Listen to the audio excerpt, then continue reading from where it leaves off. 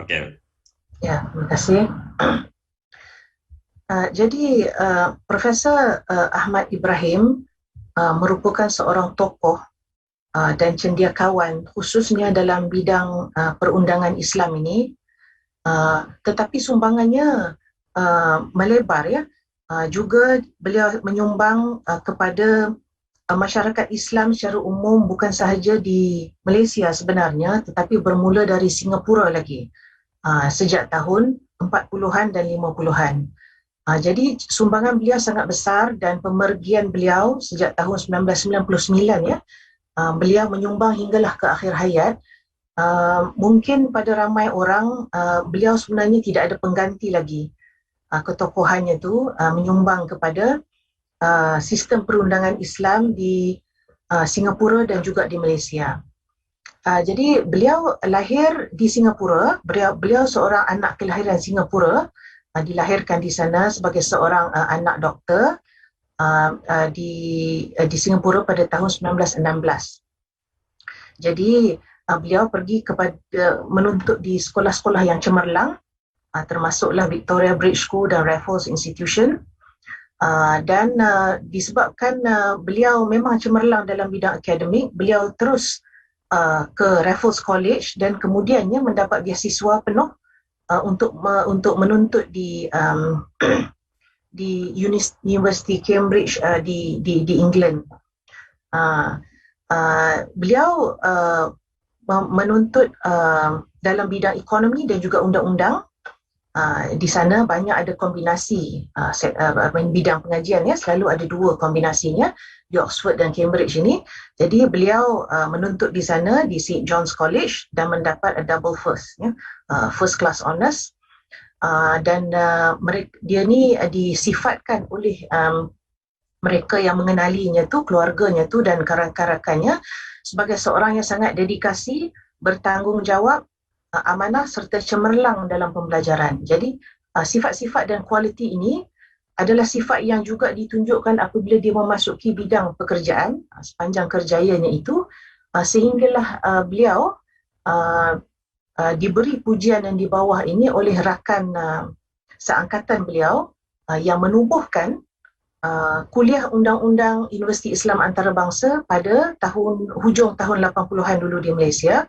Prof Razali Nawawi ya, iaitu presiden pertama ABIM di Malaysia, mengatakan beliau ini telah membina ilmu pengetahuannya itu sehingga dan usahanya itu sehingga menjadi reformis dan mujaddid yang ilmunya adalah melaut. Dan seperti kita akan lihat sedikit lagi, sumbangan beliau itu menjangkau lebih daripada satu bidang perundangan. Sehingga pihak pakar perundangan Inggeris juga memerhatikan kerjaya beliau dan mengatakan bahawa beliau ini merupakan seorang tokoh pemikir, pakar perundangan dan juga pembuat polisi dan pendidik yang luar biasa pencapaiannya. Jadi inilah permulaan beliau. Dan masih ada rakannya yang masih hidup sampai sekarang yang menceritakan bagaimana mereka menaiki kapal dari Malaysia untuk pergi ke England pada waktu itu. Jadi beliau ini sebenarnya tidak pernah melupakan asas pendidikan agama yang diberikan oleh keluarganya itu. Dia mengatakan bahawa rakan-rakannya yang naik kapal ke England itu masih memakai baju Melayu, kain pelikat dan sebagainya. Tetapi beliau memakai seluar dan kemeja. Jadi ada yang mengatakan bahawa beliau ini sebenarnya sudah mula terpengaruh dengan budaya Inggeris. Tetapi seperti yang dikatakan oleh rakannya yang melihat itu, bahawa beliau kekal dengan syakhsiah Islamiahnya itu. Bahkan para guru, para pelajar dan rakan-rakannya semua mengatakan sepanjang mereka mengenalinya, Prof Ahmad Ibrahim ini seorang yang sangat warak, menjaga solat, menjaga wuduk dan menjaga akhlak Islam, hingga mereka mengatakan bahawa perwatakannya dan ilmunya adalah di tahap kecemerlangan yang sama. Jadi itulah permulaan hidup Tan Sri, arwah Allahyarham Ahmad Ibrahim. The next slide.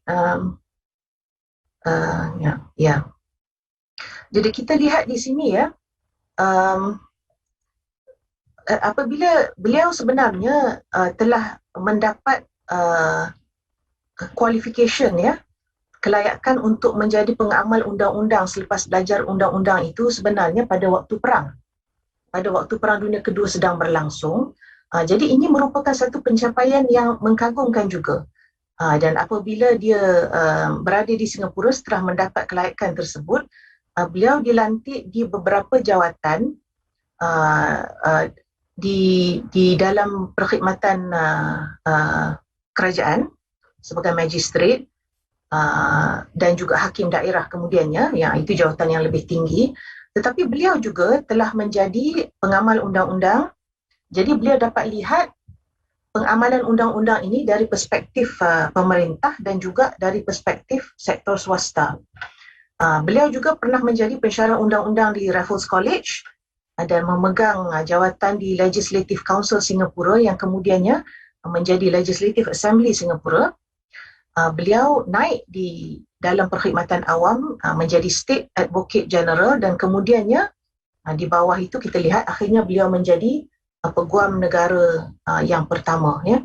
Jadi bermula daripada 40-an itu, tahun 40-an itu sehinggalah hujung 60-an, lebih daripada 20 tahun pengalaman beliau di Singapura itu melihatkan beberapa pengalaman dan juga kejadian yang sebenarnya membentuk perjuangan beliau, khususnya apabila melihat kepada kekangan dan juga himpitan yang diberi oleh pemerintah British kepada masyarakat Singapura dan juga kesan pemerintahan British kepada sistem perundangan juga di Malaysia apabila beliau berhijrah ke Malaysia pada hujung tahun 60-an, ya.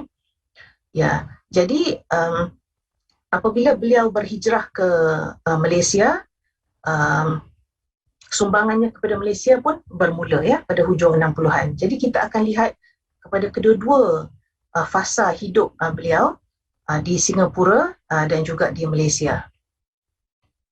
Jadi next slide, ya. Ya. Semasa beliau di England sebagai seorang pelajar, beliau telah belajar dan juga mendengar ketokohan dan kecendekiawanan yang ditunjukkan oleh Allamah Iqbal, ya. Beliau sangat terpengaruh dengan ajaran dan juga puisi-puisi Iqbal. Pada masa itu kalau kita ingat, ya, Iqbal sangat Allamah Iqbal ini sangat aktif bersuara dan juga meluaskan pemikirannya itu di kalangan pelajar-pelajar yang cemerlang. Kita lihat perjuangan Iqbal, ya. Jadi salah seorang daripada mereka yang sangat terpengaruh dengan perjuangan Iqbal ini menegakkan syiar Islam dan juga boleh kata melawan, ya, pengaruh British di India ini adalah Profesor Ahmad Ibrahim. Jadi beliau melihat pengaruh Iqbal ini dan kemudian beliau mengatakan bahawa disebabkan melihatkan kepada pengaruh Iqbal ini, beliau faham bahawa beliau perlu menjadi seorang pendidik juga yang berkesan, kerana beliau mengatakan bahawa seperti yang dilakukan oleh Iqbal, masa depan itu adalah diubah oleh pelajar-pelajar yang cemerlang pada masa hadapan. Jadi beliau mahu menyiapkan landasan tersebut walaupun beliau sibuk dengan perjuangannya di bidang pentadbiran awam, di mahkamah dan sebagai Solicitor Advocate General contohnya, ya, negara. Tapi kita boleh lihat beliau sangat aktif bekerja dengan golongan muda, khususnya apabila bukan sahaja di fakulti-fakulti undang-undang di Malaysia. Ada 3 fakulti besar di mana beliau telah terlibat, ya. Tetapi beliau juga telah terlibat dalam memperbaiki sistem madrasah di Singapura. Jadi kita akan lihat sedikit nanti bagaimana beliau mula sumbangannya itu dari peringkat pelajar sekolah menengah lagi. Dia merasakan bahawa worldview atau mindset pelajar ini perlu dibentuk supaya sayang kepada Islam, faham Islam sukakan kecemerlangan dan pada masa yang sama mempelajari ilmu-ilmu yang dianggap sekular itu, kerana ia dituntut dan diperlukan untuk kecemerlangan masyarakat Islam pada masa hadapan. Jadi ini merupakan antara perkara yang diminta pada pemerintah British di Singapura pada masa itu untuk memberi bajet, memperbaiki silibus, menaik taraf sekolah orang-orang Islam di Singapura. Jadi dan pada peringkat yang lebih luas lagi, beliau mempelajari mengenai perundangan Islam dan beliau meneliti ajaran Al-Quran dan hadis, sunnah, dan beliau faham bahawa sebagai seorang yang terlibat dalam bidang perundangan, ini yang kita dapat lihat, dia menulis balik pemikirannya pada masa itu, dia mengatakan bahawa keadilan ini adalah sebenarnya tunggak kepada Islam, dan diulang sepanjang kita membaca Al-Quran, banyak ayat yang menceritakan bahawa begitu penting setiap orang Islam ini meletakkan sesuatu pada tempatnya dan menegakkan keadilan. Tidak kira dalam bidang apa, jenayah atau keluarga, kan? Tidak kira kepada siapa, walaupun kepada orang bukan Islam, keadilan itu harus ditegakkan. Jadi usaha Allahyarham ini, dalam bidang perundangan, sama ada beliau berada di bahagian pentadbiran, beliau membela defendant di mahkamah, dan apabila beliau menjadi hakim, menghakimi kes, dan apabila beliau menjadi peguam negara, beliau sentiasa highlight dan mendedahkan apakah kelemahan dan ketidakwajaran yang berlaku yang menyebabkan ketidakadilan. Ini merupakan antara perjuangan besar beliau dari Singapura hinggalah ke Malaysia. Jadi kita lihat di sini beliau sangat gigih, menerangkan dan cuba memperjuangkan nasib umat Islam apabila disebabkan ada 3 cabaran besar yang beliau lihat masyarakat Islam terpaksa hadapi. Walaupun beliau lihat bahawa bila lihat sejarah orang Islam, orang Melayu di Singapura dan Malaysia contohnya, sebenarnya undang-undang lama mengandungi dan sebenarnya menjalankan undang-undang Islam. Jika dilihat pemerintah Melayu Islam dahulu, dan elemen ini ada. Tetapi dengan kedatangan para penjajah, maka undang-undang ini semua telah diketepikan atau dibuang terus, dan bidang kuasa orang Islam ini hanya disempitkan pergi ke bab nikah kahwin saja. Ini antara perkara yang mempunyai rentetannya, mempunyai akibatnya yang terpaksa umat Islam tangani dan diperjuangkan oleh Profesor Ahmad Ibrahim. Jadi apabila ditekankan atau dipaksakan undang-undang asing ke atas masyarakat ini, dalam undang-undang keluarga Islam pun ada percanggahan dan juga diketepikan, seperti yang dilihat dalam kes yang beliau bela di Mahkamah Syariah, kes yang terkenal iaitu kes Maria Hertog itu, atau di Malaysia orang lebih kenal dengan kes Natrah itu, Jadi dan lebih luas lagi, beliau melihat banyak perkara yang sangat merupakan perkara-perkara yang negatif yang sedang menimpa umat Islam, Contohnya pada waktu beliau mula bekerja, tidak ada sebenarnya mahkamah syariah yang proper di Singapura itu. Apa yang ada hanyalah ada sesi bersama kadi, sesi bersama kadi, dan tidak ada sebenarnya undang-undang ataupun peraturan untuk mendaftar perkahwinan, mendaftar perceraian, untuk orang mengadu, apakah hak-hak isteri atau anak apabila bercerai. Perkara-perkara asas begini sebenarnya tidak ada pada waktu itu. Jadi beliau sangat tidak berpuas hati. Jadi beliau menganggap ini membawa kepada penganiayaan. Jadi ini merupakan satu kegagalan orang Islam apabila gagal menegakkan keadilan dan sebaliknya membawa kepada penindasan, dan ini adalah sesuatu yang dimurkai oleh Allah Ta'ala. Ini sesuatu yang beliau faham dari awal. Tapi beliau faham juga bahawa um,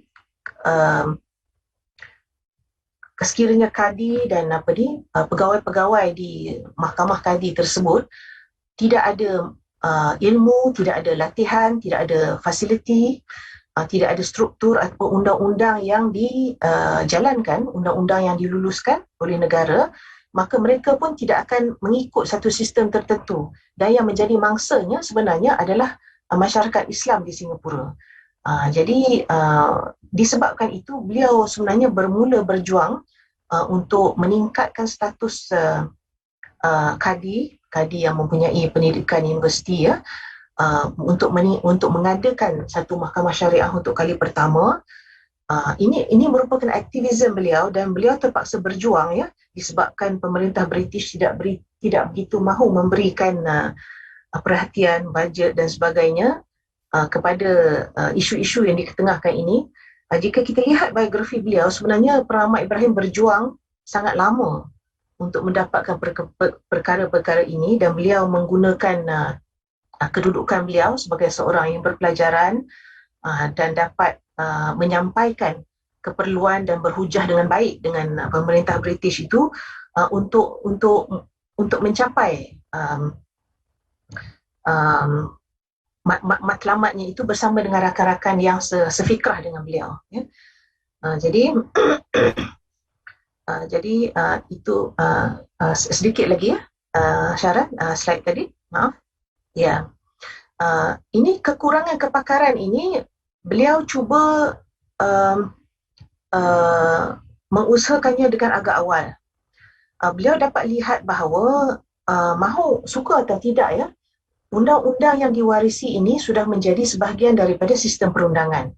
Baik undang-undang sivil, kami panggil undang-undang sivil Indonesia, ya, yang diwarisi dari Belanda dan sebagainya. Untuk kami panggil common law atau undang-undang sivil dari England, yang diimport, yang sudah diterapkan oleh pemerintah British dalam sistem perundangan negara. Ini sudah susah untuk di-uprootkan atau diketepikan terus. Tetapi beliau dapat lihat bahawa tanpa pemahaman yang seperti beliau ada pemahaman dua bidang, dua aliran. Beliau telah mempelajari undang-undang Islam dengan cepat, ya, dan beliau menggunakan ilmu yang beliau ada untuk menunjukkan bagaimana ada percanggahan yang tidak patut ada, dan juga konflik, dan kita sebut anomaly, percanggahan, awkwardness, yang akan ada, yang sebenarnya akan membawa kepada penindasan, ketidakadilan dan juga kemarahan masyarakat Melayu. Kita perlu ingat, ya, pada waktu itu, pada tahun 40-an, 50-an, sebenarnya pemerintah British juga sangat peka bahawa masyarakat Islam ini sedang agitating.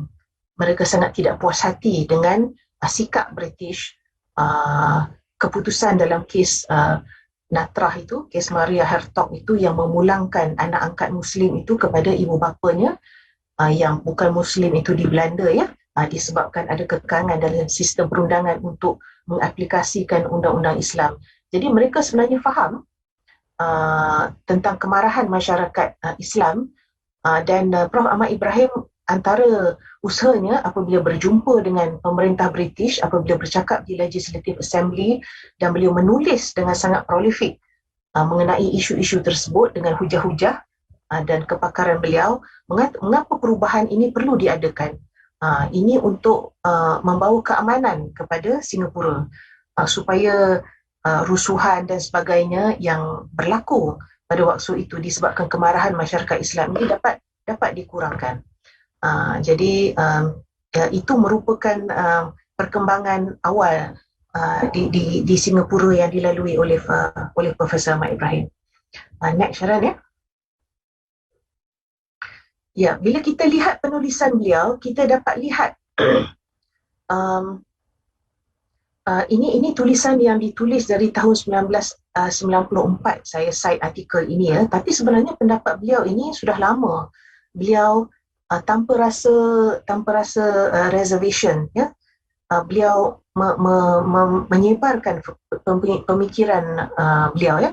Beliau mengatakan bahawa kita patut confident dengan keutamaan atau kecemerlangan undang-undang Islam, kerana undang-undang Islam ini datang sebagai wahyu ya, datang daripada wahyu daripada Allah Ta'ala yang maha mengetahui. Jadi ini kata-katanya. Saya masih ingat lagi ya, mereka bercerita dahulu, sebenarnya orang-orang Melayu Islam yang pergi menuntut undang-undang ini, ramai yang dianggap sebenarnya bukan lagi merupakan orang-orang yang terlibat dalam perkara yang Islamik lah, kita boleh kata ya. Disebabkan sistem perundangan ini banyak dipengaruhi oleh sistem British yang bukan Islam. Jadi ada contohnya orang-orang Islam yang dari bidang agama, dia tidak akan membenarkan sebenarnya anak-anaknya menuntut dalam bidang undang-undang. Ini berlaku sangat lama ya. Sebab dikhawatiri bahawa anak-anak mereka ini akan berubah budayanya dan pemikirannya sehingga mengagung-agungkan undang-undang Inggeris, undang-undang ciptaan manusia, dan akan contohnya mengenepikan atau tidak mahu faham undang-undang Islam dan sebagainya. Tapi sebenarnya Profesor Ahmad Ibrahim dari awal lagi, walaupun beliau pergi ke England dan cemerlang di sana, beliau merupakan penuntut undang-undang Inggeris yang sangat cemerlang, dan menjalankannya apabila pulang di Singapura, beliau sebenarnya tidak ada apa-apa syak, dan beliau teguh dengan pemahamannya bahawa sebenarnya undang-undang Inggeris ini, undang-undang common law ini bukanlah undang-undang yang paling baik untuk manusia. Tetapi yang cemerlang, yang harus menjadi tanggungjawab kita untuk amalkan dan jalankan adalah sebenarnya undang-undang Allah Ta'ala. Ini dari awal yang menjadi asas perjuangan beliau ya. Dan bila kita lihat di bawah itu, kita lihat ya, dia mengemukakan pandangannya ini dari Singapura lagi dalam waktu 40-an ya. Beliau mengatakan bahawa mahkamah syariah sebenarnya diletakkan di tempat yang sangat rendah. Mahkamah itu tidak mempunyai bangunan mahkamah yang sesuai, tidak mempunyai pegawai yang mencukupi. Kadi-kadi ada yang mempunyai kelulusan universiti tidak diberi taraf profesional. Ini menyebabkan banyak graduan fakulti syariah tidak berminat menjadi hakim di mahkamah syariah.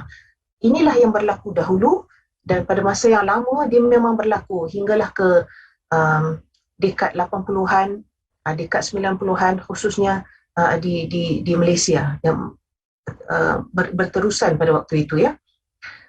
Jadi sekiranya kita tidak dapat pelajar yang cemerlang untuk menjadi pegawai-pegawai dan kadi dan hakim dan sebagainya di sistem mahkamah syariah, beliau faham bahawa perjalanan keadilan itu juga tidak boleh menjadi cemerlang ya, akan menjadi mediocre atau rendah quality service-nya itu ya. Bila kita lihat komennya sebelah kanan ini pula, ini merupakan ini merupakan tulisannya yang kemudian apabila telah sampai ke Malaysia, beliau bertanya ya, apakah sebabnya kita dapati apabila Malaysia mencapai kemerdekaan dan mengadakan sistem undang-undang dan kehakiman untuk negeri kita yang telah merdeka, kita masih memilih sistem undang-undang Inggeris yang dibawa masuk ke Malaysia oleh penjajah, dan kita mengukuh dan mengagungkan mahkamah sivil. Undang-undang Islam telah diberi tempat dalam bidang kuasa terhad, dan mahkamah syariah yang mentadbirkan undang-undang Islam boleh dikatakan diberi tempat yang paling rendah di dalam susunan mahkamah. Jadi di antara sumbangan beliau dalam bidang pentadbiran Islam, sama juga lanjutannya daripada di Singapura, beliau telah membantu mengukuhkan dan mencekapkan undang-undang pentadbiran dan kehakiman Islam di Malaysia, supaya ia dihormati, supaya dia dapat menarik human talent ya, pelajar yang terbaik, pekerja yang terbaik, dan dengan itu mereka yang datang untuk mendapatkan penyelesaian dan juga keadilan di mahkamah syariah akan mendapat apa yang mereka cari dan bukannya merasa mereka ini ditindas atau dikalahkan oleh sistem yang lemah, ya. Jadi ini merupakan satu aspek lagi perjuangan beliau hingga ke akhir hayat sebenarnya. Jadi kita next slide, ya, Syarat. Ya, sebenarnya peranan beliau sangat banyak, ya. Jadi beliau sebenarnya aktivis dari zaman beliau mula habis pengajiannya itu hinggalah akhir hayatnya. Beliau bukan sahaja tetap di dalam jawatannya itu, ya, tetapi beliau juga bersuara di luar jawatan tersebut untuk mengukuhkan perubahan yang diperlukan. Jadi beliau bekerja sama dengan aktivis di dalam masyarakat, ya. Saya bagi contoh di Singapura, di waktu beliau melihat kepada kelemahan pelaksanaan undang-undang keluarga oleh para kadi, ya, beliau melihat bahawa disebabkan kelemahan yang saya sebut tadi itu, maka perceraian sangat tinggi, maka orang boleh kahwin merata-rata, isteri dan anak-anak adalah terbiar, ya. Hak harta untuk isteri dan anak-anak juga boleh kata terbengkalai, ya. Perkahwinan anak-anak muda, anak-anak kecil, ya, bawah 16 tahun adalah berleluasa, dan beliau sebenarnya bekerja sama dengan seorang aktivis yang sangat terkenal di Singapura pada waktu itu, yang membantu menyuarakan masalah yang dihadapi oleh kaum wanita dan keperluan untuk membantu wanita Muslim di Singapura mendapat hak mereka. Jadi pada waktu itu sebenarnya tekanan ke atas aktivis wanita begini agak kuat, ya. Jadi ada pihak dalam masyarakat Islam itu, ya, dan juga yang berlatar belakangkan agama yang berpendapat bahawa para wanita ini patut diam, tetap di rumah dan tidak membuat apa-apa komen dan menerima sahaja keadaan ini, kerana inilah sebenarnya undang-undang Islam, ya. Jadi beliau dan para aktivis ini tidak berpendapat begitu, kerana seperti yang saya kata tadi, sekiranya ada golongan yang lemah di dalam kalangan kita, dalam masyarakat Islam ini, yang ditindas, kan, anak-anak yang tidak dijaga oleh bapa, tidak mendapat nafkah dan sebagainya itu, ini bukanlah keadilan Islam. Jadi beliau dengan berani bekerjasama dengan para aktivis ini membantu untuk merubah keadaan kepada yang lebih baik dan meningkatkan kita panggil taraf kehidupan wanita. Beliau terlibat dalam menggubal undang-undang di Singapura, di Malaysia. Beliau membantu menubuhkan mahkamah syariah, kan? Membantu memikirkan bagaimana kita nak melantik hakim, apa qualification yang patut ada, apa latihan yang patut ada. Sebelum itu, contohnya di Mahkamah Kadi di Singapura dulu tidak ada peraturan bertulis. Bagaimana, apakah bukti yang perlu dibawa, contohnya, kan? Jadi ini semua ditulis, digubal banyaknya dengan sebenarnya pimpinan daripada Profesor Ahmad Ibrahim. Beliau juga pendidik untuk membina generasi yang akan datang. Beliau tahu, ya, disebabkan masalah yang dihadapi itu, ya, untuk menangani legasi British contohnya, untuk menangani masalah kerendahan taraf pendidikan di kalangan umat, ya, dan juga banyak masalah lain. Beliau sedar bahawa beliau hanya merupakan langkah awal dan pertama, dan usaha beliau ini patut disambut dan diteruskan oleh ramai orang yang seperti beliau, yang boleh faham kedua jenis aliran. Jadi beliau banyak terlibat dalam memperkenalkan subjek-subjek perundangan Islam di fakulti. Ya, sebagai contoh, ya, masa saya belajar, saya enroll sebagai pelajar undang-undang di Universiti Islam Antarabangsa Malaysia. Pada masa itu saya mungkin merupakan kumpulan yang sudah mungkin ke-5 atau ke-6 pada waktu itu, ya, yang graduate daripada Universiti Islam Antarabangsa. Kalau di universiti lain yang bukan melalui silibus Allahyarham, ya, mereka mungkin hanya akan belajar 5 mata pelajaran dalam satu semester. Tapi di UIA, kami akan belajar 10 contohnya. Jadi sekiranya kami belajar mengenai undang-undang kontrak, ya, undang-undang kontrak ini akan ada undang-undang sivil Inggeris dan juga undang-undang Malaysia sekali, ya. Tapi di silibus yang diperkenalkan oleh beliau dan rakan-rakan beliau, maka kami juga akan belajar fiqh muamalat sebagai satu topik khusus.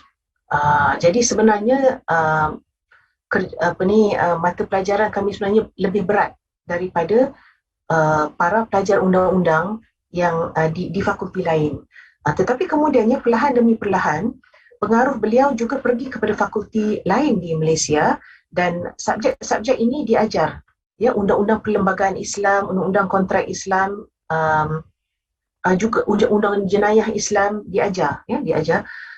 Dan kami di UIA dulu juga diajar mata pelajaran ini pada yang ada latar belakang, ya, belajar dalam bahasa Arab. Jadi ini merupakan perkara-perkara yang tidak sebenarnya diperkenalkan kepada pelajar undang-undang sebenarnya di negara kita sebelum ini, tetapi di Fakulti Undang-Undang di UIA kesemua ini ada, dan mereka yang graduate daripada Universiti Islam Antarabangsa ini akan ada berkemungkinan untuk ada kepakaran dalam bidang Islam dan juga boleh menyelidik dan menulis dan berbahas, ya, dalam bahasa Arab, dan beliau melihat bahawa inilah yang diperlukan oleh sistem perundangan Islam di Malaysia, ya.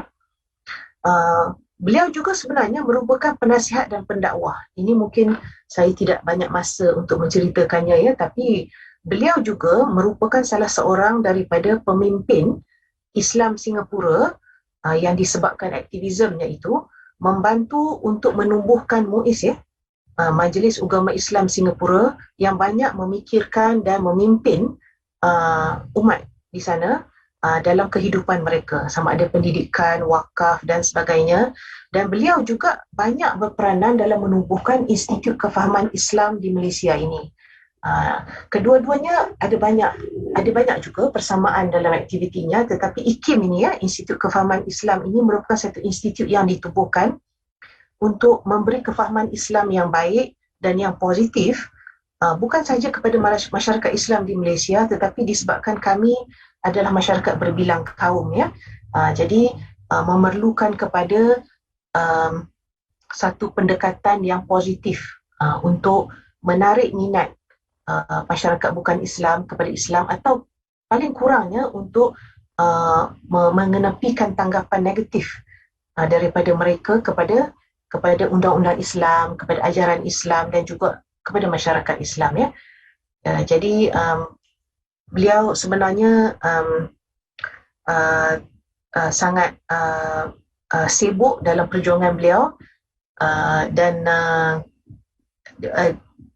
beliau seorang yang menggunakan kebolehan beliau sepenuhnya, ya, dan tidak membuang masa daripada mula menamatkan pengajiannya itu hinggalah ke akhir hayat beliau, ya. Ya. Next slide, Syarat.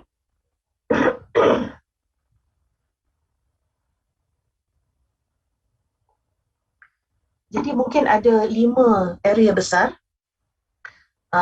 dalam pentadbiran undang-undang Islam. Disebabkan sekiranya ini diperkemaskan, maka ia boleh membawa kepada keadilan, ya. Jadi beliau berusaha memartabatkan dan mengukuhkan pentadbiran perundangan Islam. Beliau juga sebenarnya ingin syariah undang-undang Islam ini menjadi rujukan dan teras sistem perundangan dan kehakiman. Beliau juga, ya, sebenarnya memberikan sumbangan yang sangat banyak pada lebih daripada satu bidang undang-undang, ya.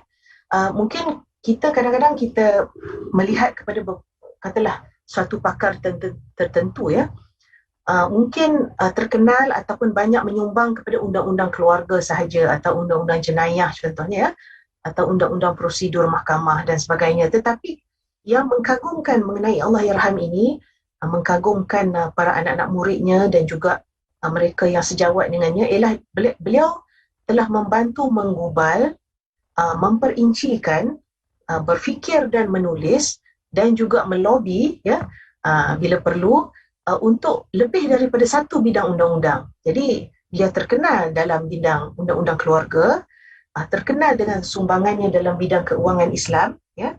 Beliau juga memberi banyak input tentang isu-isu perlembagaan, undang-undang jenayah ya, contohnya apabila negeri-negeri di Malaysia mahu memperkenalkan hukum hudud ya di dalam negeri masing-masing, beliau memberikan pandangan beliau.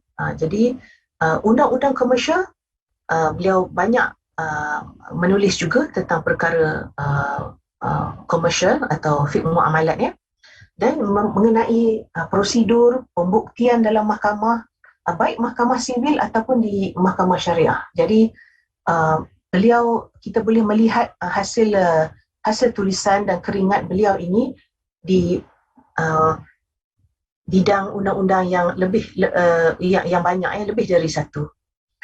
Kesarjanaan ini beliau pada peringkat kedua hidupnya ini, terutamanya selepas beliau boleh kata bersara ya, dan beliau sebenarnya dah boleh kata bersara dari Singapura dan berhijrah ke Malaysia, tapi sebenarnya sumbangannya yang hebat itu tak ramai orang mungkin sedar perkara ini ya, ialah bermula boleh kata semasa dia mula untuk seolah-olahnya umur pesara tu ya, pada hujung 60-an itu, beliau sangat prolific sebagai seorang sarjana, terutamanya selepas banyak lebih menjadi ahli akademik apabila sampai di Malaysia, di Universiti Kebangsaan Malaysia, di Universiti Malaya dan juga di Universiti Islam Antarabangsa. Dan sebelum beliau aktif dalam bidang perundangan di Malaysia, banyak tulisan mengenai undang-undang ini hanya merupakan material yang dibaca dan ditelusi dan diperdalami oleh mungkin pelajar undang-undang, pensyarah dan sebagainya. Tapi Allah yarham, banyak menerbitkan buku-buku yang boleh diakseskan dengan mudah dengan orang yang tidak terlibat dalam bidang undang-undang ya. Contohnya beliau menulis mungkin 400 hingga 500 artikel kesemuanya ya, dalam pelbagai perkara, dan beliau keluar daripada kelompok eksklusif itu, dan tulisannya itu sampai kepada orang yang berada di luar bidang undang-undang. Ini satu kelebihan beliau ya. Jadi beliau sebenarnya dirujuk dan juga dipanggil oleh orang yang di luar bidang undang, para pendakwah dan lain-lain, untuk memberi pandangan apakah dia keadilan dalam Islam, apakah hak wanita dalam Islam. Sebenarnya bagaimana kita nak laksanakan hudud di waktu ini ya. Bagaimana kita hendak mengatasi masalah kelambatan kes-kes mahkamah syariah didengar contohnya ya. Jadi beliau banyak melebar luaskan pemikiran beliau di luar skop bidang perundangan. Dalam pendidikan ini beliau sangat komited ya, dan saya sudah menyentuh tadi, beliau menubuhkan fakulti yang falsafahnya adalah baru ya. Yang beliau lihat akan satu hari, mungkin bukan pada waktu hidup beliau, tapi beliau melihat pada masa hadapan pakar dan pelajar, peguam dan mereka yang bekerja di Aegis Chambers contohnya, yang menjadi hakim, yang menjadi qadhi, yang menjadi pegawai sulh contohnya ya. Beliau membantu menubuhkan sistem suluh di Singapura, di mahkamah syariah baru itu ya, supaya kes-kes perceraian di Singapura berkurangan di dalam masyarakat Malaysia. Jadi beliau melihat bahawa pada satu masa nanti peguam dan juga graduan undang-undang generasi baru ini yang sebenarnya akan membantu meneruskan perjuangan beliau dan meningkatkan apa yang beliau dapat lihat ya sebelum beliau meninggal, dan meningkatkan lagi sumbangan beliau yang tersebut. Jadi dalam bidang pendidikan ini beliau sebenarnya melakukan banyak perkara ya. Walaupun kita lihat beliau sangat sibuk, beliau terpaksa memberi input ya kepada Aegis Chambers yang menggubah undang-undang, katalah di parlimen, di banyak jawatan kuasa yang untuk memeriksa undang-undang ya. Tetapi beliau tetap ada masa, pertamanya untuk mengajar. Jadi contohnya pada waktu saya menjadi undergraduate ya, mengambil ijazah sarjana muda undang-undang saya di sana. Saya mengikuti 2 kelas beliau. Beliau mengajar 2 kelas utama, iaitu sistem undang-undang Malaysia, itu satu. Keduanya kelasnya yang besar ialah undang-undang keluarga Islam. Jadi kita lihat beliau tidak pernah tidak hadir lecture ya. Apabila diumumkan dia memang akan ada situ dan dia akan tepat pada waktunya ya. Dengan kelas tutorial juga dia akan berada di situ pada waktunya. Dan apabila kami mahu mencari tempat untuk membuat praktikal ya di firma-firma guaman di negara, beliau kadang-kadang membantu pelajar-pelajar individu yang belum mendapat tempat, beliau bantu mereka mencari tempat. Siapa yang memerlukan surat reference letter, beliau akan tulis ya satu-satu untuk pelajar tersebut ya. Bayangkan betapa banyak masa beliau beri kepada pelajar-pelajar walaupun dari segi individu, di samping tugas-tugas beliau yang lain pada waktu itu. Jadi ini merupakan perkara yang ramai pelajar ingati ya, tentang kebaikan dan juga komitmen Allahyarham. Next one, Syarat. Ya, ini gambar beliau ya. Kalau kita lihat, boleh kata cara pemakaian beliau sama ya, dari sejak di Singapura hinggalah ke akhir hayat beliau, hampir sama, dengan kemeja putih dan juga seluar hitam dan juga songkok ya. Jadi ini merupakan sumbangan beliau di Singapura untuk sistem keadilan Islam di Singapura. Next slide, Syarat.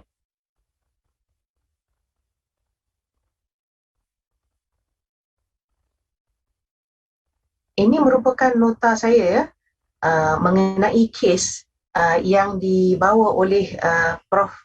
Ahmad Ibrahim. Pada waktu itu beliau adalah seorang pengamal undang-undang yang juga menjadi pensyarah undang-undang di Raffles College. Jadi beliau telah mewakili ibu angkat Natrah ini dan juga kemudiannya suaminya ya, berusaha untuk terus supaya Natrah ini terus kekal di Singapura sebagai seorang Muslim dan tidak dikembalikan kepada ibu bapanya yang bukan Islam. Kalau kita lihat catatan Prof. Ahmad Ibrahim ya, beliau mengatakan sebenarnya kes ini merupakan satu kes yang membawa yang merupakan satu turning point pribadi kepada beliau ya, melihatkan kepada bagaimana undang-undang Islam itu diketepikan, melihat kepada reaksi masyarakat Islam ya, dan melihatkan kepada reaksi pemerintah British. Beliau kata selepas kes ini azam beliau untuk melihat kepada syariah, undang-undang syariah itu dimartabatkan dan dijalankan dengan baik ke atas umat Islam, dan untuk memperkukuhkan sistem pentadbiran Islam itu pada beliau menjadi lebih kuat, dan pada beliau ini membawa kepada kesejahteraan bagi keluarga dan juga masyarakat Islam walau di mana-mana ya. Next slide, Sharon. Ya, ini merupakan beberapa detail bagi antara kita yang minat, sebab sumbangan beliau ya sangat banyak di Singapura. Sebenarnya tugas beliau itu menjadi lebih sukar dari biasa disebabkan himpitan yang diberikan oleh pemerintah British. Jadi mereka terpaksa berjuang dengan sangat gigih untuk mendapat apa-apa yang mereka mahu ya. Jadi saya sebut tadi sedikit ya. Ini kita boleh lihat sendiri. Tetapi saya ingin sentuh sedikit ya. Selepas kejadian dan rusuhan yang berlaku selepas kes Natrah itu ya, maka semangat orang-orang Islam di Singapura itu menjadi semakin kuat ya, dan mereka semakin negatif terhadap pemerintah British dan juga apa-apa unsur yang datang daripada barat contohnya ya. Jadi beliau melihat bahawa ada kenaikan pembinaan madrasah dan juga pertambahan pelajar yang dimasukkan oleh bapa mereka, ibu bapa mereka ke dalam madrasah-madrasah ini ya. Kurikulum madrasah di Singapura pada waktu itu hanya menumpukan kepada ajaran agama saja ya. Tapi beliau dan beberapa rakan beliau mempunyai mindset dan framework yang berbeza. Beliau mengatakan sebenarnya mereka ini kalau nak cemerlang untuk masa depan dan kiranya mereka ingin menyumbang kepada masyarakat Islam pada masa depan, mereka hendaklah faham kedua-dua aliran ilmu ya. Jadi beliau mahu masukkan silabus seperti matematik, sains dan lain-lain kepada anak-anak ini. Pada beliau ini adalah penting ya, walaupun untuk madrasah, dan beliau berjuang supaya madrasah ini mendapat funding, mendapat pengiktirafan daripada pemerintah British di Singapura.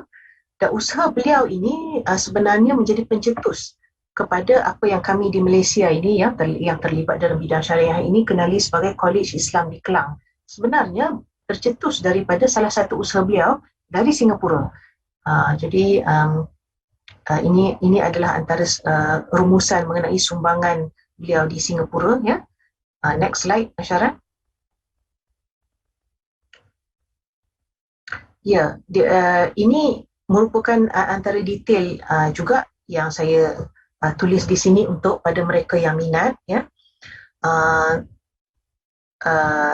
Antara yang saya belum sebut lagi adalah sebenarnya usaha beliau itu memang alhamdulillah diteruskan oleh para anak murid beliau dan graduan-graduan dia ya, yang sekarang berkhidmat di pelbagai tempat. Contohnya di Aegis Chambers, di Bank Negara ya, yang terlibat dalam sektor yang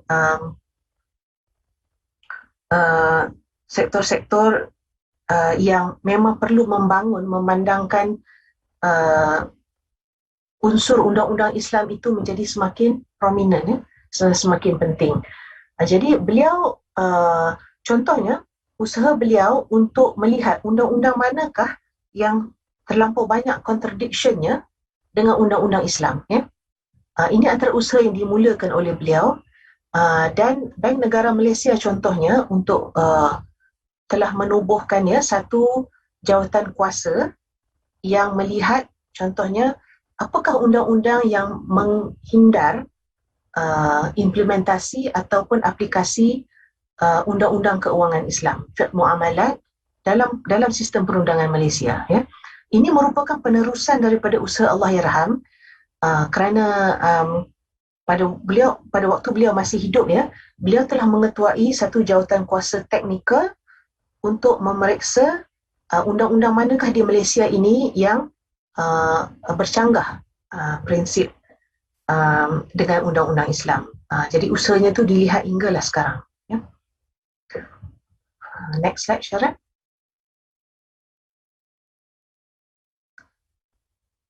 Ya, ini lagi merupakan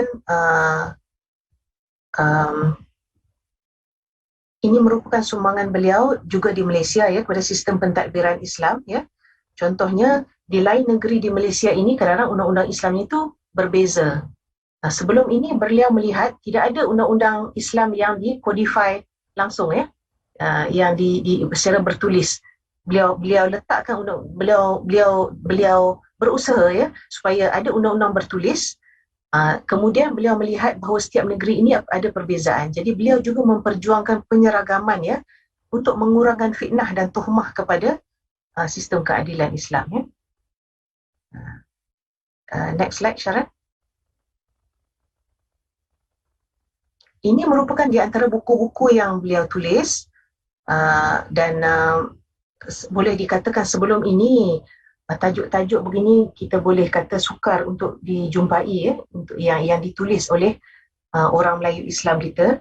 Jadi tulisan-tulisan buku-buku beliau ini sebenarnya banyak menjadi panduan dan juga inspirasi kepada para pensyarah dan pelajar dan juga pengamal guaman hingga sekarang. Next slide, Sharon.